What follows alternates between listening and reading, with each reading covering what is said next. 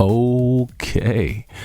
Mic check 1 2. It's the Y2K collector, and man, this has been quite the year so far. So many moving parts within the gaming community, both on the modern gaming side as well as the retro gaming side, and I kind of want to talk a little bit about both. And then we need to talk about the direction of the channel, some things that I want to do, and hopefully some things that I can start to bring more of the community together. But let's talk a little bit about what we've seen so far in modern gaming, because it's exciting and none of it's really new to you, because you're probably well aware that Nintendo is coming out with the Switch 2. This is the second installment of a console that, in my opinion, pretty much revolutionized the way we play video games. It's the handheld that you can play docked at home. It's everyone's favorite console for both modern games as well as modern retro quote unquote games.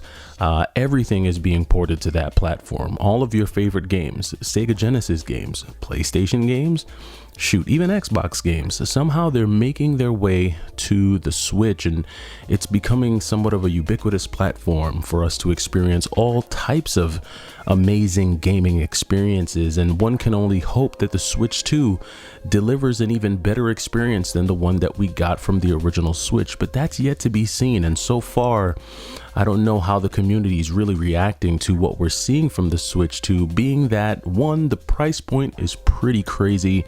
Not many people are excited about it. And then two, it seems like we're going to get less physical, true physical games that are complete and on a cartridge. Instead, Nintendo's seeming to opt for this phantom, fake, fugazi, faux, whatever you want to call it. It's kind of like this makeshift physical that somehow still requires some types of download or servers or things of that nature. And I guess this might become the new normal.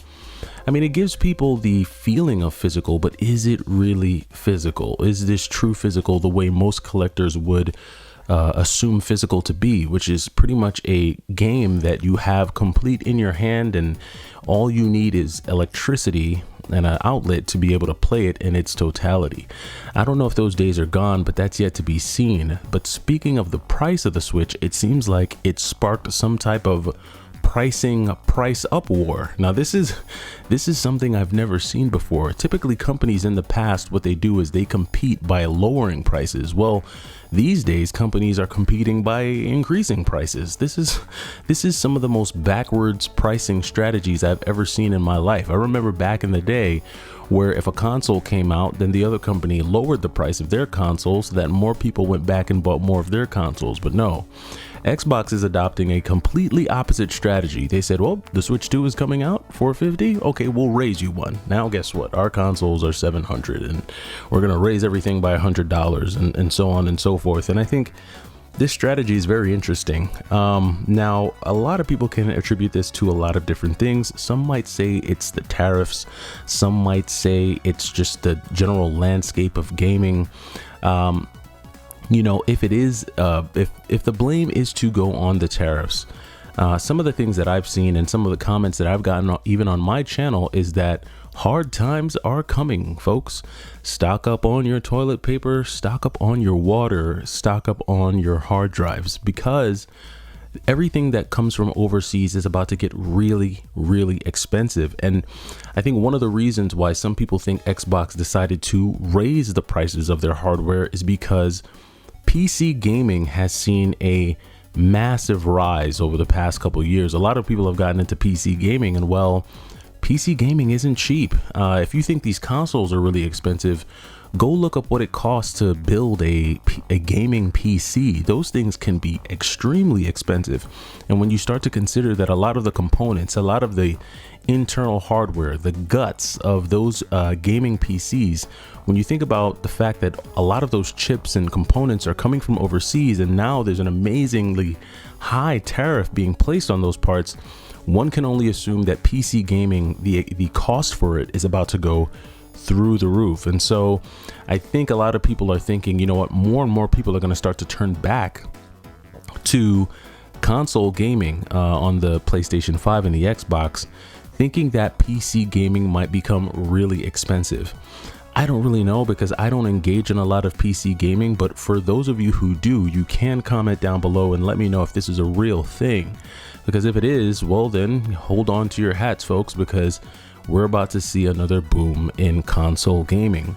Now, all that being said, we're seeing something happening in the retro market as well that I think is very interesting. It seems like a lot of attention, more than ever before, is being placed on resellers and their impact on retro gaming. I can't tell you how many podcasts, how many YouTube videos I've seen that are talking about resellers. Now, the majority of them are negative, and I can definitely understand why a lot of people would be upset about resellers as it pertains to retro games. If you're a person who wants to bask in a little bit of that nostalgia, well, guess what? It's going to come at a premium that sometimes is even higher than what we're seeing from Xbox.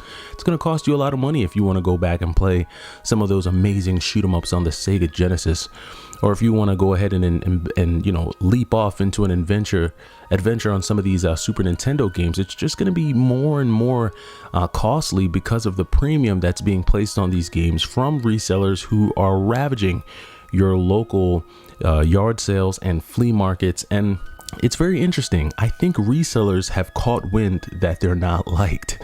The reason why I say that is because you don't really see them on YouTube anymore. There used to be a time where resellers were really prominent. Like, they wanted you to know how little they paid for a game that they were going to sell for a lot of money. And it seems like these days you're not really seeing as many of those guys on the internet, and gals. Now, they're still out there. Don't get me wrong. If you scour the internet, or if you go on YouTube and try to find a video with someone who's talking about, you know, finding a game for cheap and selling it for a lot, you're going to find that. But it's not the way it was before. And I can count on both hands how many YouTubers that I personally used to watch that are no longer on YouTube and aren't promoting it. Now, this does not mean that those folks are gone. It doesn't mean that they're no longer in existence. It just means that they're not going to show you and tell you anymore because they don't want to be the focal point of your angst.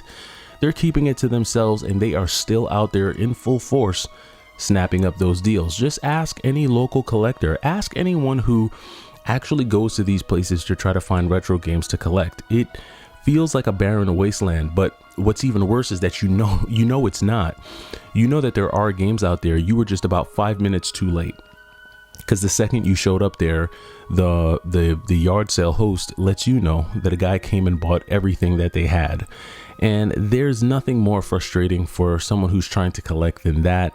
Spending your Saturday feeling like you're chasing a reseller ghost who's buying up everything about 3 minutes before you can get a chance to even look at it. Yeah, that's pretty frustrating, and I could definitely understand why collectors would be really upset about that. But I feel like this is our new normal, and there's really not much you can do except for put in that work. I mean, if you really want to get your hands on retro games these days, it is going to take work, and it's unfortunate. No one wants to feel like they have to work to go and find good deals on retro games, but that's genuinely what you're going to have to do. You're going to have to pretty much do what they do. Maybe you'll have to get up an additional half hour early. Maybe you'll have to drive an additional 10 miles or an additional 15 miles. Maybe you'll have to go out of state. Maybe you'll have to hit up more flea markets. Maybe you'll have to wait for GameStop Retro to do a 420 for 40 or a buy two get one free. Collectors are just going to have to get more and more savvy as time goes by, because I don't think this reseller thing is going away for a while, because there are still a lot of retro game collectors out there. There are still a lot of people who enjoy playing retro video games, and until that community diminishes a lot more, that reseller problem is still going to be out there. So that's something that I'm noticing as well. Now, as far as the channel goes, I mean, there's been a lot happening, right? There's been a lot happening on the channel for me, and I have not had a chance to make a lot of these videos the way I used to, but this is what I'm going to say. I did a live this past weekend, which was really cool because it allowed me to engage with the viewers of the channel and the subscribers of the channel in a way that I've never had in real time, and I thought it was pretty fun and it was really cool.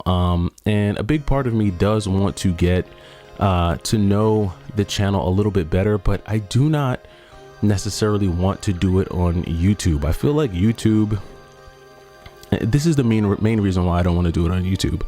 I feel like YouTube has a lot of control. They decide to push out videos when they want. They decide to hold videos back when they want. there's a lot of censorship on YouTube. There's just a lot of like just weird things on YouTube that you really have to worry about when you're making a video, and it just becomes a real pain. On top of that, you know, the channel itself is a public channel. Anyone can view it, and you got a lot of weirdos out there who just, you know, they're really just out there to create problems. They're out there to create, you know, headaches and discord within the community, and I'm really not here for it. And so for those reasons, I'm considering starting a Patreon. So I really want to create a space for the most dedicated and diehard Y2K, you know, crew members. For those of you who are interested in getting to know a little bit more about me, a little bit more about my hobbies, a little bit deeper into kind of just the day-to-day of what I do outside of video games. I mean, yes, we're going to be talking about video games there, but there's going to be a lot more that goes into that. One of the things being videography and photography. I am heavy into videography and photography, and I'm actually getting ready to sell off some of my collection to buy a camera that I've had my eye on for quite some time.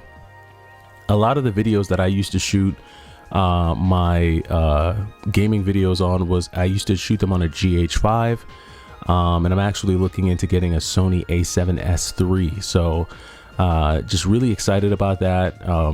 That's something that I'm going to be getting into. I'm heavy into street photography and things like that. So, you know, just things like that are things that I want to share with those of you who actually care. And I feel like if I put it on YouTube, it's kind of like, this is not the place for it.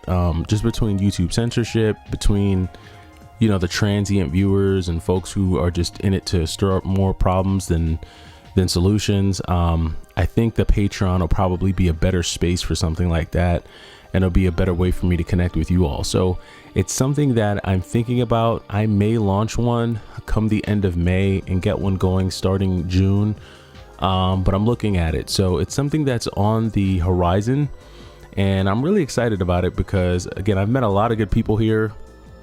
I've made some friends here on YouTube, and I think that's just scratching the surface in terms of the relationships that could be built on here. So we'll see where that goes, but that does it for me for right now.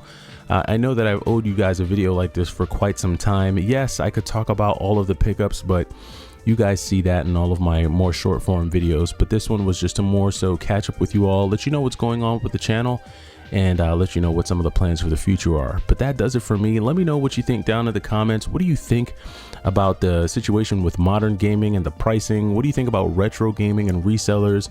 And how would you feel about a Patreon? Let me know about those things down in the comments below, and I'll catch you in the next video. It's the Y2K Collector. Take it easy.